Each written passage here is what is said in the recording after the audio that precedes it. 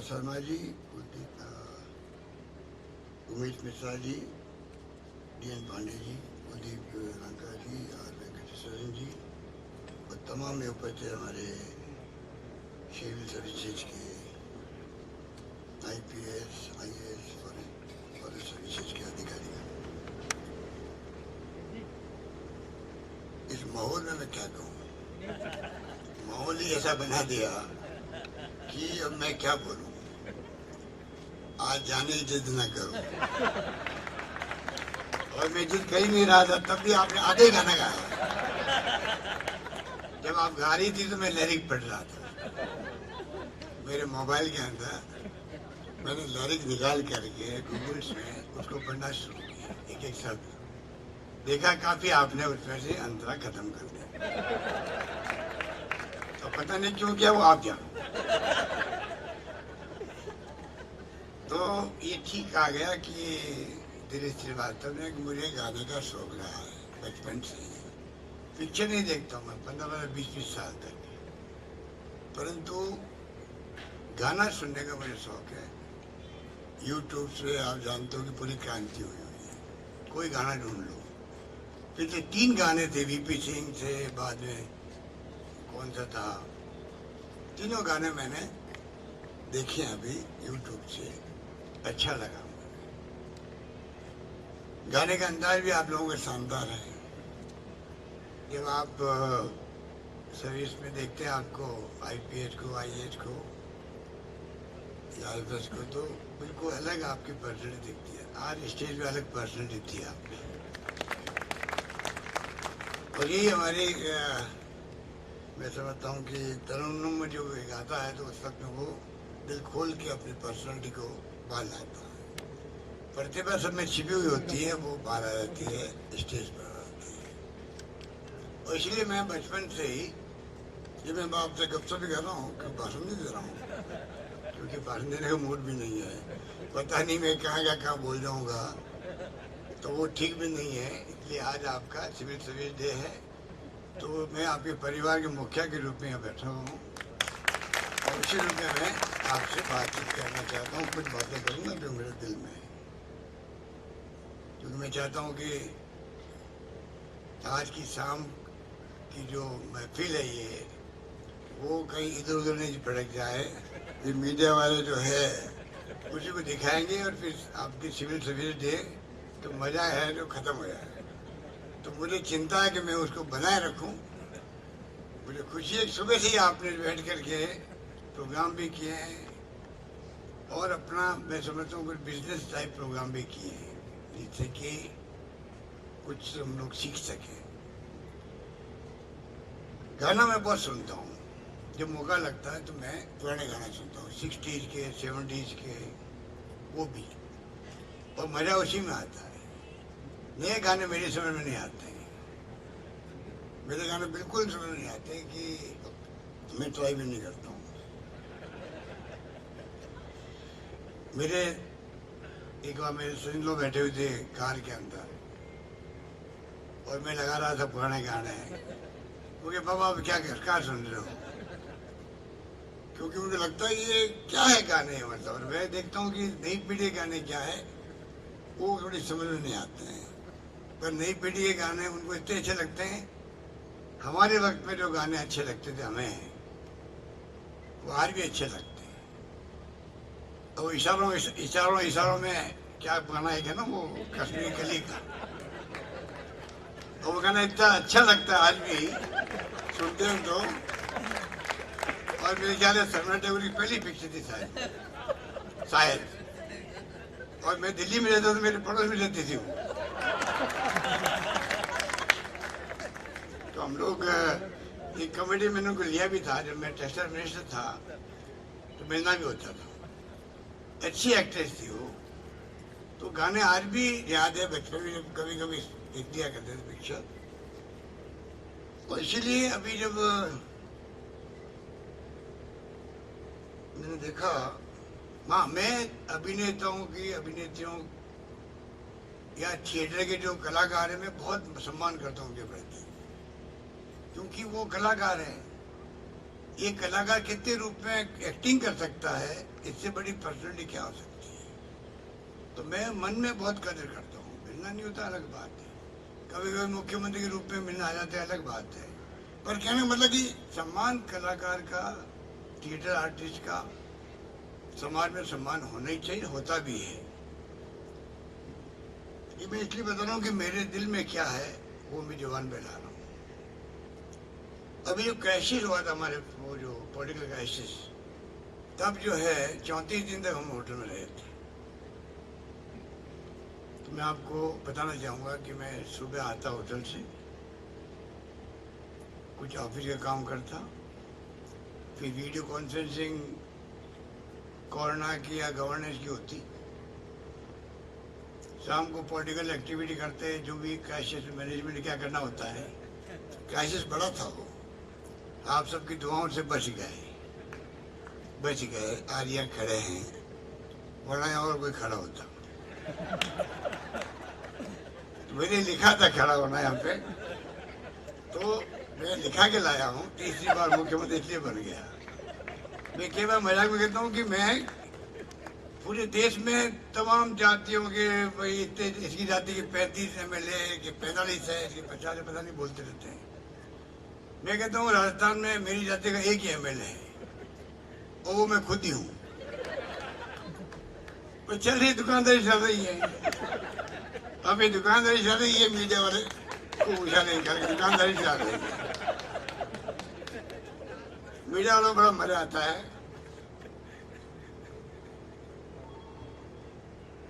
रात को भी मैं जाता 11-12 बजे, सब इंतजार करते होते MLA, दिन भर चिंता लगी रहती थी, पता नहीं सरकार रहेगी कि नहीं रहेगी। मेरे साथ बैठे हुए थे, उनको कुछ नहीं मिल रहा था। बाहर निकलते 10 करोड़ की ऑफर थी उनको। तभी मुझे कहते हुए गर्व है कि 34 दिन तक सारे MLA उस लालच को छोड़ करके बैठे रहे। आप कल्पना कर सकते हो कि क्या माहौल था। मैं जब जाता तब मेरे बॉडी लैंग्वेज को समझते सगा बचने की जा रही है। और तो और जब मैं वहां जाने के बाद में 2 घंटे हम गाने सुनते थे। ये धीरे से बात भी कभी वहीं पर रहता था। राजेंद्र पारिक जी हमारे पूर्व मंत्री थे, बहुत शानदार गाने गाते। और जैसे अभी आपने गाए गाने सबने, उसी प्रकार से हमारी जो प्रतिभा थी वहाँ MLA की, पहली बार मालूम पड़ती थी कि ये प्रतिभा भी गाना गा सकती है। तो सुनते थे हम लोग। 2 घंटे सुनने के बाद में रात को 2-2.5 बजे सोते थे। ये सिलसिला लगातार चलते ही रहा, लगातार करीब। इसलिए आज जब मुझे प्रोग्राम आपका मिला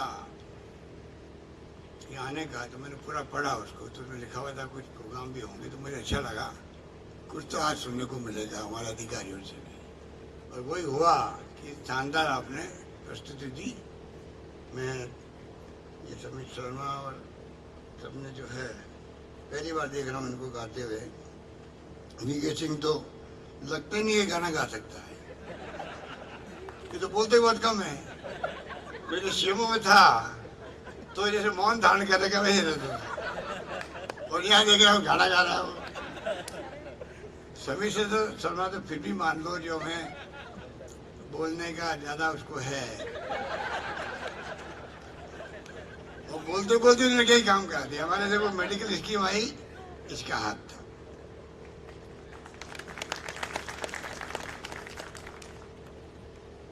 अभी OPS आया तो अकेले लोगों का हाथ था। कहने का मतलब कि जो अधिकारी सुझाव देते मुझे और मैं उनको मंजूर करता हूँ, तो उनको से जाना चाहिए जिनके वास्तव में भूमिका होती है। ठीक है, महतू साहब थे मेरे साथ में, कई लोग रहे अधिकारी बड़े बड़े, और मैंने बहुत ही तरीके से मतलब जो सुझाव मुझे दिए लोगों ने, अधिकारियों ने, मैं कोशिश करता हूँ उनको कैसे इम्प्लीमेंट करें। इस प्रकार से चला रहे हैं शासन और चल रहा है। बजट को लेके इस बार लोग काफी वेलकम कर रहे हैं बजट को, और उम्मीद करता हूं कि इम्प्लीमेंट भी होगा, क्योंकि अब तो वो हमारे जो नेता प्रतिपक्ष हैं वो कहते हैं कि इम्प्लीमेंट कैसे होगा, फाइनेंस नहीं। मैंने कहा भाई वो तो चिंता मुझे होनी चाहिए, आपकी चिंता करता हूँ, पेश मैंने किया है। तो इसलिए मुझे आज आपके लिए बहुत गौरव का दिन है और मैं उत्सव शर्मा जी को बधाई दूंगा कि आपने ये शुरुआत करी है।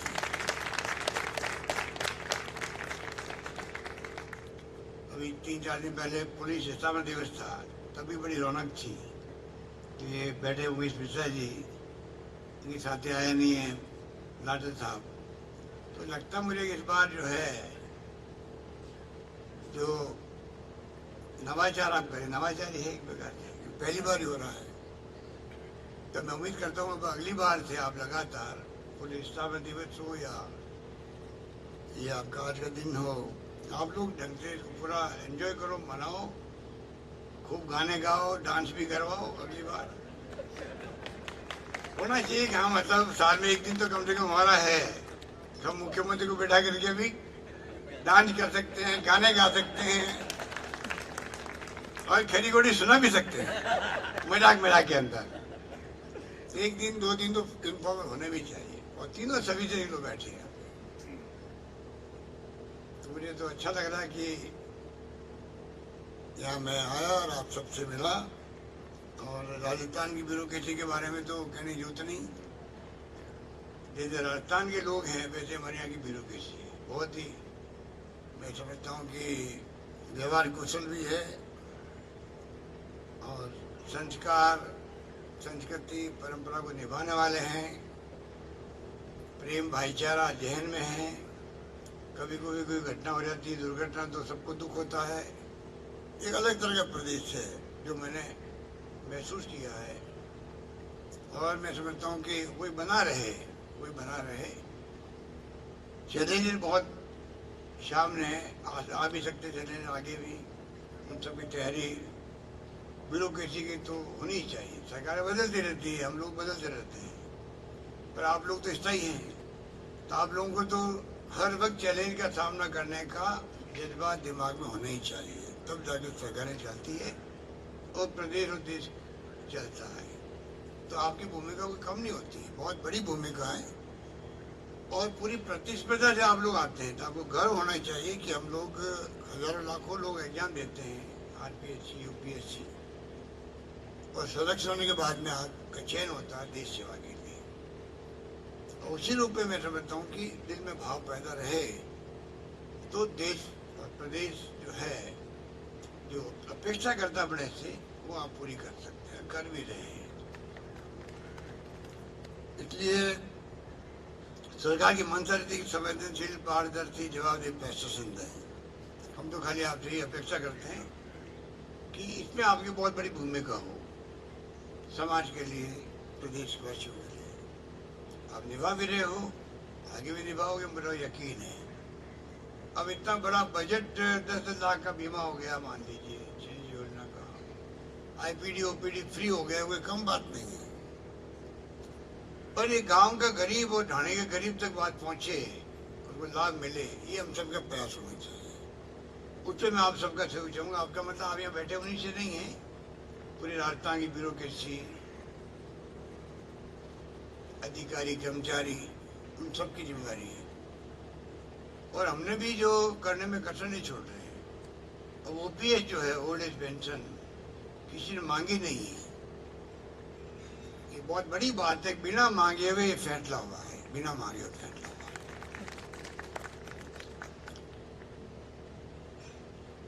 यहाँ एनपीएस वाले कम बैठे दिखते हैं,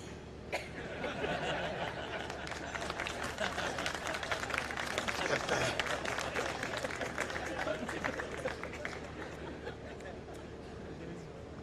पूरा दबदबा ओपीएस वालों को देखता है पहले वालों का, क्योंकि सीनियर लोगों को बुलाया गया है उषा जी ने, इसलिए वही है।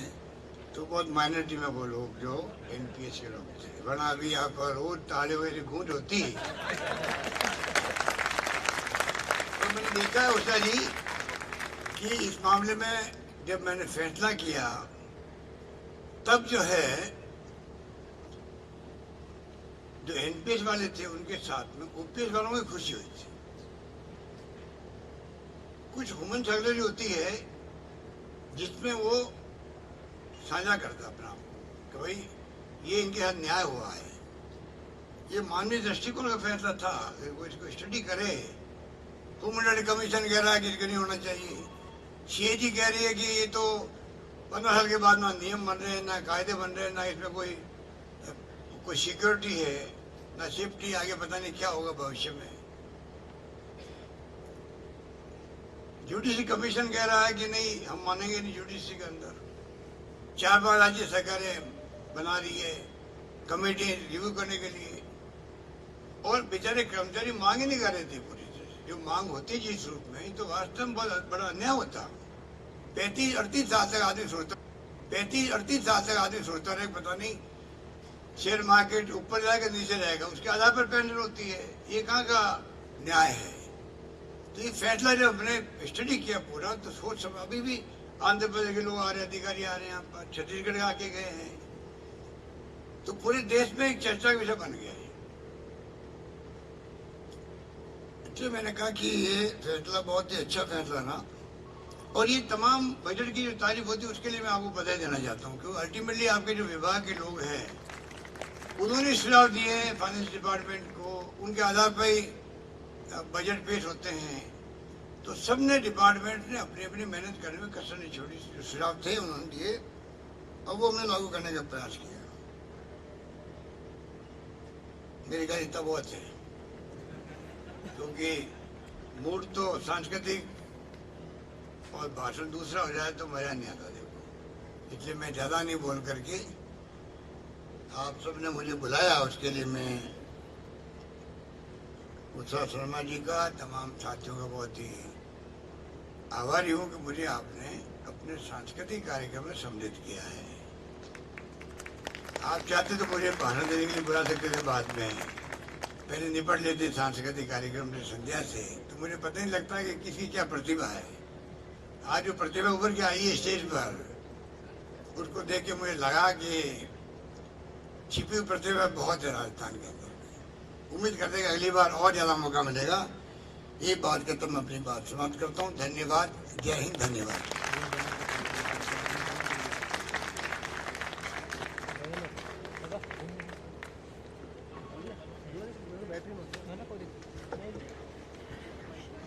बहुत बहुत धन्यवाद माननीय मुख्यमंत्री महोदय जी। आपका यहाँ पर आना ही हम सबके लिए एक बहुत ही प्रेरणास्पद रहा है, और आपने जिस हास प्रयास